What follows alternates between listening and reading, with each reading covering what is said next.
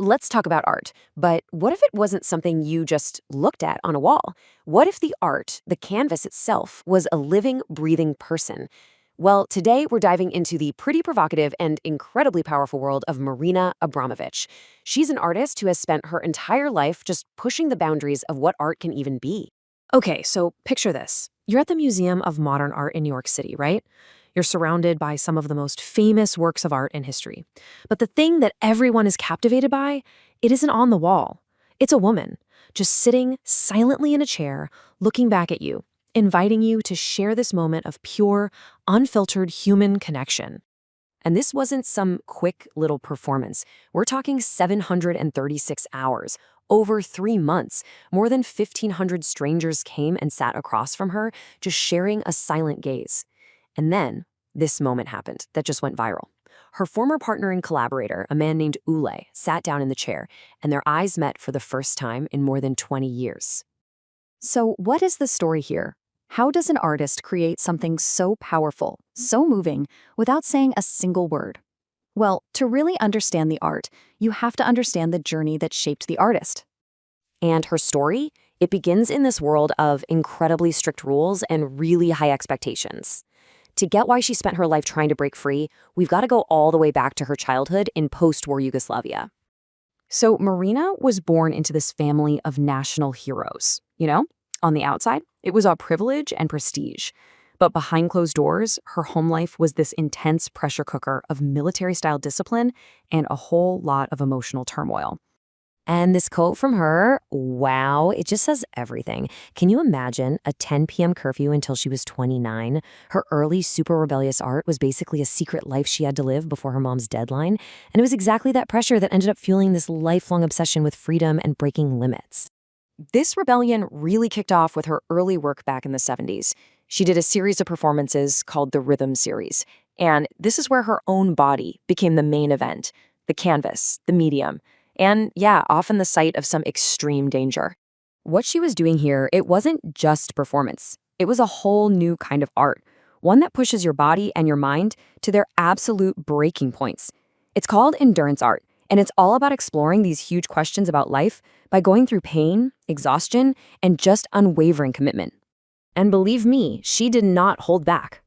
In one piece, she played that high-stakes knife game where you stab between your fingers, except she did it for real. In another, she literally leaped into a burning star and almost died. But all of that, it was just a warm-up for her most famous and frankly terrifying performance, Rhythm Zero.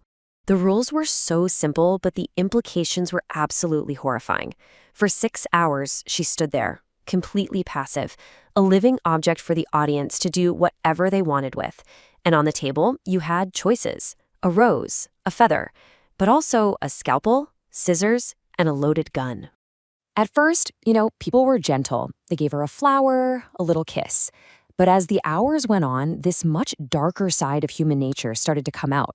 Her clothes were cut off. Someone used the thorns from the rose to stick them in her skin. And at one point, someone actually held a loaded gun to her head. It became this chilling experiment, a really stark reminder of the darkness that can hide just under the surface of society.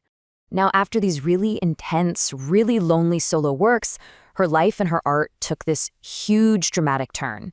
She met a West German artist who went by Ulay, and for the next 12 years, they were completely inseparable, both as lovers and as artistic partners. Their love story was their greatest work of art. They set out to do something that sounds impossible, to basically erase their individual egos and become one single artistic entity. They called this new being the other, a single mind with 2 bodies. And the art they made together was just this incredible display of trust and vulnerability. They breathed each other's air until they both passed out from a lack of oxygen. They sat tied together by their hair for 16 hours straight. And in one totally heart-stopping piece, Ulay held a drawn bow with an arrow pointed right at Marina's heart. The only thing keeping it from firing was her leaning back, her body weight keeping the string taut. But, most love stories have an ending, and theirs, well, their ending was a masterpiece. After 12 years, they decided to part ways. But not with an argument. No, they did it with one last epic performance. They each started at opposite ends of the Great Wall of China and walked for 3 months just to meet in the middle, say goodbye, and never see each other again. As Marina herself put it, it was a complete personal drama, way more dramatic than a film ending. It was this huge, poetic, final masterpiece from that two-headed body they had created. And that brings us back to that silent chair in the museum. But now, when we see that moment, we see it with different eyes, right? We see all the years of pain, of discipline, that unwavering trust, the epic love story, all of it converging in one single, silent gaze. So that number you see on the screen, it's not just a number of hours. It is a testament to a life spent pushing limits, a whole career spent exploring what it really means to be present, and the magic that can happen when two people just truly see each other. Today, she calls herself the grandmother of performance art, and it's a title she has absolutely earned through a lifetime of, well, blood, sweat, and tears. She taught a whole generation that art isn't just something to be looked at, it's something to be felt, something to be lived.